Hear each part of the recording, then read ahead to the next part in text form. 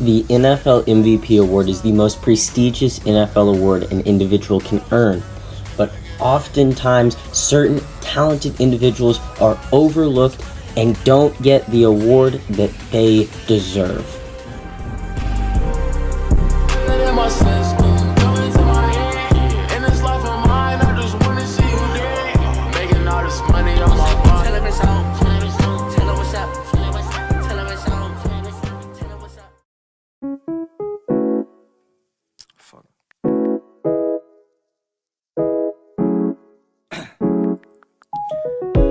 In Aaron Donald's 8-year career, he has made the Pro Bowl every single year and been a first-team All-Pro all but one of those years, while recording 98 sacks.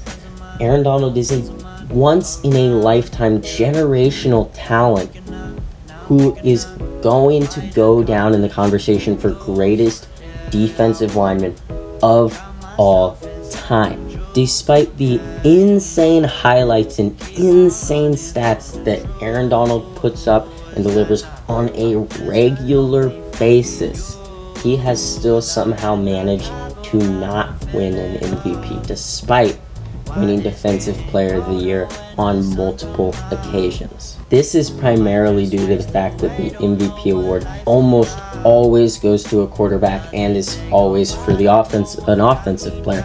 Defenders basically have no chance of winning. It's impossible. It's never going to happen, ever.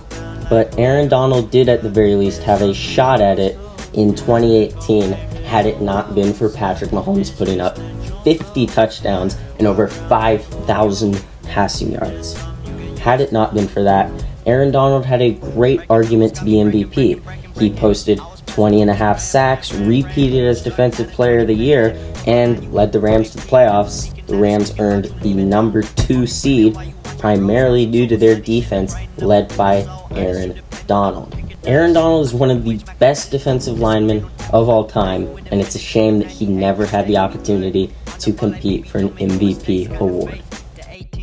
Eric Dickerson is another perennial talent who didn't achieve an MVP award during his tenure in the NFL. The reason for this being that his 1984 season, the best season of his career, came the same year that Dan Marino shattered league passing records. In that 1984 season, Eric Dickerson averaged 5.6 yards per carry on 379 carries. Good for over 2,100 yards, an NFL record that still stands. And on top of that, he punched it into the end zone 14 times.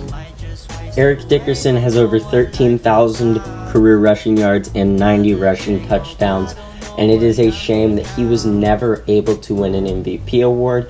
It's unfortunate that his best year came during Marino's record-breaking year.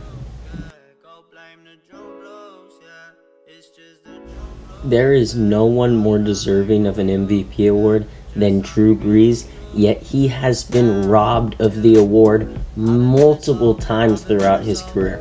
Drew Brees should have won 2, 3, 4 MVPs throughout his career. He consistently posted seasons with over 5,000 passing yards, but he never won a single MVP award. He did, however, manage to come second in MVP voting 4 times. 4 times he was second, 0 times was he first. Those times that he came second were 2006, 2009, 2011, and 2018.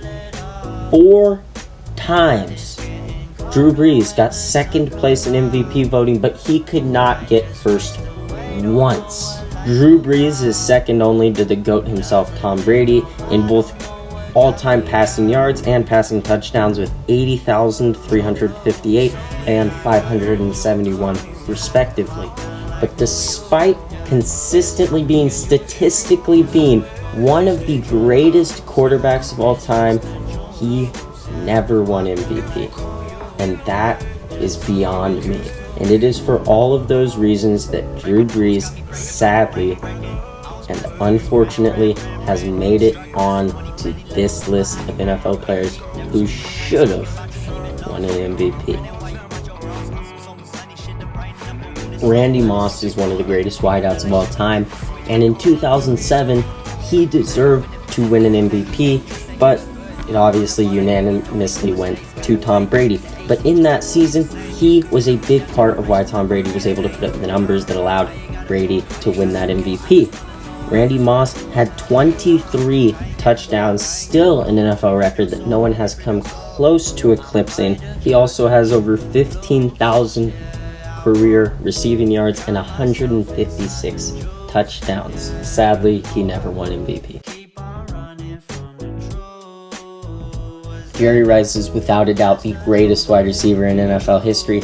He has 10 first-team All-Pros, an NFL record, and has every single receiving record in NFL history, and it is unlikely that any of those will be broken anytime soon. With that said, his best shot at MVP came in 1987 when he actually should have won it. He came really close to winning it.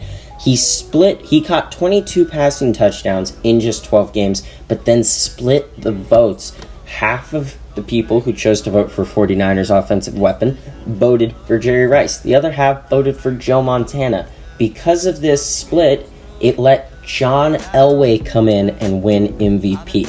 So Jerry Rice should have won it, or at least Joe Montana, his quarterback, but because of how the voting system works, that is not what happened.